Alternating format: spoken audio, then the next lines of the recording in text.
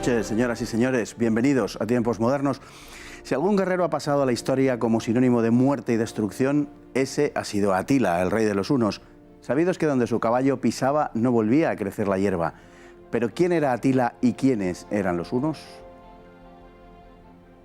El origen de los hunos, una especie de confederación de pueblos nómadas de las estepas del Asia centro-oriental de probable lengua túrquica, es controvertido. Parece que se dividieron en dos ramas, una de las cuales se estableció tras unos enfrentamientos iniciales en el imperio sasánida persa, mientras que la otra marchaba hacia la región del río Volga. Estos últimos derrotaron a los ostrogodos asentados en el Dnieper a fines del siglo IV y más tarde a los visigodos en el Dniester, empujándoles así a entrar en las fronteras del Imperio Romano y junto a ellos a algunos pueblos germánicos más. Fue entonces cuando las legiones romanas tomaron contacto con ellos, quedando impresionados por su aspecto y su ferocidad. Más que hombres, decía una célebre descripción, son bestias que caminan sobre dos patas. Parecen pegados a sus caballos. Sobre ellos comen, beben, duermen reclinados en las crines. Fue la presión de este pueblo, que ya se extendía entre el Caspio y el Danubio, lo que hizo que numerosos pueblos se abalanzaran sobre las fronteras romanas, invadiendo a comienzos del siglo V el imperio y propiciando incluso el saqueo de la ciudad de Roma en el año 410. De entre los hunos destacó uno de sus monarcas conocido como Atila, quien parece que alcanzó el trono tras asesinar a su hermano. Atacó y venció a los romanos en el río Uto y luego devastó Grecia, estableciéndose como un incómodo vecino del imperio, al que obligó a cederle una amplia franja de tierras al sur del Danubio y también a pagarle tributos.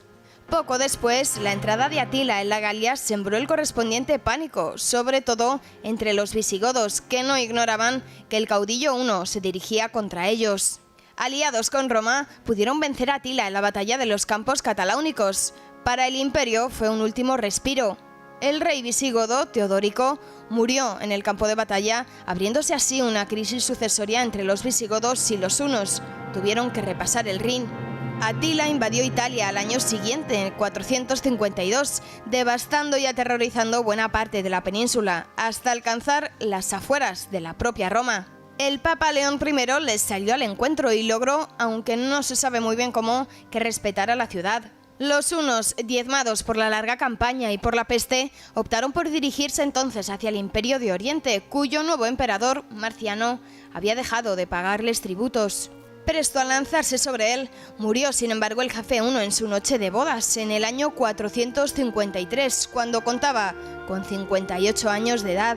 Al año siguiente, su hijo Ela, que era derrotado por una conjunción de pueblos, y el imperio huno desaparecía como entidad política de importancia, desvaneciéndose con la misma rapidez con la que había surgido. Don Daniel Gómez, muy buenas noches. Muy buenas, don Fernando. A don Daniel le hemos tenido ya con anterioridad, seguramente lo recuerden ustedes, hablando de bárbaros en España, un magnífico libro que volvemos a traer aquí para recordárselo. A fin de cuentas, los bárbaros fueron los primeros que sufrieron en sus carnes a los hunos, de los que vamos a hablar esta noche. Unos hunos cuyo origen es ciertamente controvertido, así como el de su lengua. No se sabe muy bien de dónde vienen, hay diversas teorías. Es complicado, es complejo. Realmente la unión del mundo romano y del mundo huno es la más tardía de los pueblos venidos de Oriente.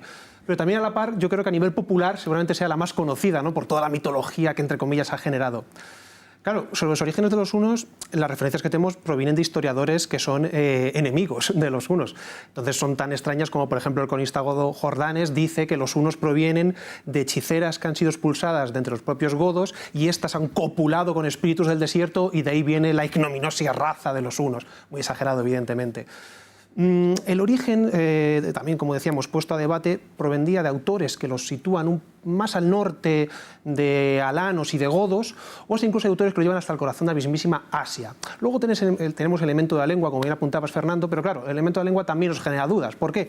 Porque los cronistas, como el propio Jordanes nuevamente, dice que la lengua de los hunos es una lengua no humana. Amiano Marcelino dice que es una lengua enigmática, capciosa.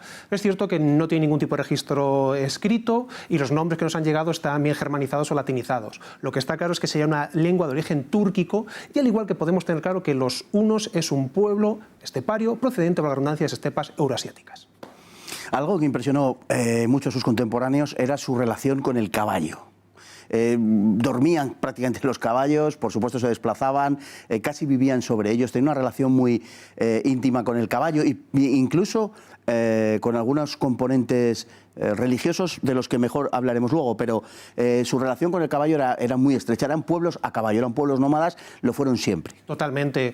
Recordarán los espectadores que en el programa anterior hablamos de los alanos, otro pueblo nómada, otro pueblo estepario, donde el caballo jugaba un papel fundamental. Y lo mismo sucede con los hunos. Los pueblos nómadas y esteparios tienen esta característica, y seguramente el bien más preciado para un huno sería su caballo. Por eso eran tan buenos jinetes y por eso eran tan buenos arqueros a caballo. Comían, bebían, hacían negocios, su vida estaba dirigida, en este caso, en el lomo de un caballo. Y es difícil entender, en este caso, fijarnos en uno sin verle en ese caballo. Prácticamente los cronistas lo llegan a describir como si fuesen uno. El uno va a redundancia y el caballo. Solo hay que ver a Atila y ese famoso dicho que lo hemos comentado antes, donde pisaba su caballo, nada volvía a crecer. Pisaba su caballo porque no pisaba él, porque iba siempre, por supuesto, siempre a caballo. todo encima. Bueno, se calcula que eran aproximadamente, aunque bueno, estas cosas son siempre controvertidas, pero que eran aproximadamente unos 300.000. Es decir, que no eran un pueblo ni muy numeroso ni muy escaso, podemos decir. Es complejo, porque claro, ¿de dónde podemos más o menos acertar con este número? Es difícil, nos movemos en el campo de la hipótesis, en el campo de la teoría. Hay autores que fijan esos 300.000, pero otros autores van y bajan o suben la cifra. Un dato sí interesante con el que contamos, y nos lo ofrece de nuevo el cronista Godó Jordanes, es que cuando Atila llega al poder, contaría con un ejército de unos 500.000 efectivos. ¿Esto qué quiere decir? Pues que no solo había unos, sino que los hunos en su avance desde Oriente habían ido absorbiendo a otros pueblos. Pueblos germanos que habían una fantástica introducción al principio, como los gépidas o como los ostrogodos. Y esto vino a aumentar el grupo poblacional original que eran los hunos. La poliginia, la poliandría, eran, digamos, pueblos que practicaban las relaciones personales de una forma bastante poco, desde nuestro punto de vista, bastante poco ordenada, digamos. De hecho, el propio Atila es un ejemplo. Es el ejemplo perfecto, porque sabemos que tuvo numerosísimas esposas y su muerte está dentro, además, como decía también el vídeo de entrada, en un contexto del banquete de una boda. Además, su última boda fue con una mujer de origen godo, Íldico, que en este caso, en la noche de bodas, históricamente se considera que Atila tuvo que sufrir algún tipo de hemorragia nasal, que le estaría evidentemente también bastante bebido, lo que llevó a ahogarse y morir. Pero según alguna leyenda, dice que su muerte se produjo por el envenenamiento, en este caso, de su última mujer. Bueno, la religión era tengrianista, o sea, una religión, digamos, de acoplamiento con el medio, con una serie de elementos a los que veneraban. Uno de ellos era el caballo, evidentemente, otro era el agua, enormemente escasa en toda la zona de origen, si es que verdaderamente son originarios de ese Asia Central, que parece que sí, y por las zonas por las que se desplazaron, por lo menos hasta llegar al Mar Negro. Además, era una religión... Es una religión, bueno, es una creencia, digamos, que no tiene clero, que no hace proselitismo, por tanto, se diferencia enormemente de cualesquiera otras religiones conocidas. No creen en la trascendencia del alma humana, por ejemplo. No, evidentemente es un concepto totalmente distinto al mundo cristiano que podemos ver con otros bárbaros, con vándalos o con visigodos. No hay templos. Lo mismo que sucedía con los alanos, no hay una casta sacerdotal. Los cronistas llegan a decir que no creen en nada, solo creían en el dinero. Por supuesto, es una manera totalmente exagerada. Las creencias realmente de los hunos tenemos que ponerla en un contexto más bien del mundo de la hechicería, que no de la brujería. El chamanismo, quizá. Seguramente, más en ese tipo de contexto, y sobre todo también en una creencia, como decíamos, en el mundo del caballo, en el mundo de la guerra, en el mundo también incluso de su propia apariencia física. Hay que tener en cuenta que los hunos realizaban algo muy curioso a sus más pequeños, a sus niños, y era realizarles surcos o marcas en la cara. ¿Para qué? Para que no tuviesen barba. Y es curioso, uno de los rasgos estéticos e identitarios de los germanos era el vello facial, era la barba, pero en el caso de los hunos, nunca. Bueno, una forma de diferenciarse también, ¿no? Bueno, el surgimiento de los hunos es un surgimiento rapidísimo.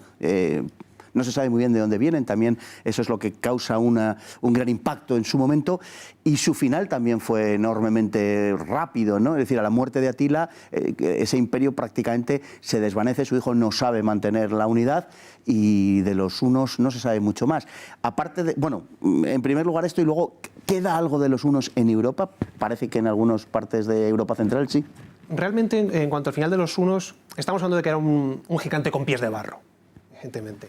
Un gran imperio que cuando desaparece su personaje fundamental, que es Atila, vamos a ponernos en contexto, estamos en el año 451, corazón de las antiguas Galias, corazón de Francia, la batalla, como digo, de los campos cataláunicos que enfrenta al Imperio Romano de Occidente a Ecio, su gran magister militum, junto con otros aliados, los alanos y principalmente los visigodos de Teodorico I, que mueren en combate. Además, su muerte es espectacular, con un funeral muy destacado que daría prácticamente para otro programa. Y en otro bando tenemos a Atila, a los hunos y a esas poblaciones, a esos pueblos que habían quedado subyugados bajo su poder, véase los gépidas o véase los ostrogodos.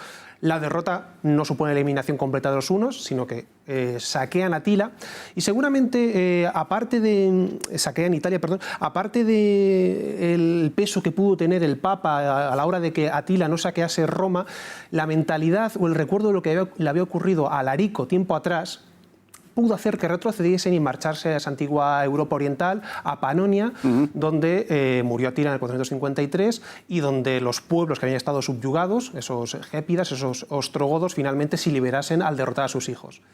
¿Qué huellas nos quedan de los hunos? Bueno, pues es muy limitado lo que tenemos, es muy poquito. En Hungría se tiene en este caso un aprecio... Panonia, ¿no? Lo que era esa antigua Panonia, se tiene un aprecio muy destacado por lo que era ese pasado huno, por su presencia física, y cada 2 por 3, por supuesto, siempre son fakes, ¿no? Pero en las redes sociales siempre nos encontramos que ha aparecido la tumba de Atila en Hungría. Evidentemente sería uno de esos grandes descubrimientos arqueológicos. Don Daniel Gómez, muchísimas gracias. Autor de Bárbaros en Hispania, que seguro que está yendo fenomenalmente. Muchísimas gracias por su presencia esta noche. Esperamos tenerle en unas jornadas con nosotros también. Muchas gracias. Como le digo, buenas noches. Muchísimas gracias. Buenas noches. Y a todos ustedes, muy buenas noches y hasta mañana, si Dios quiere.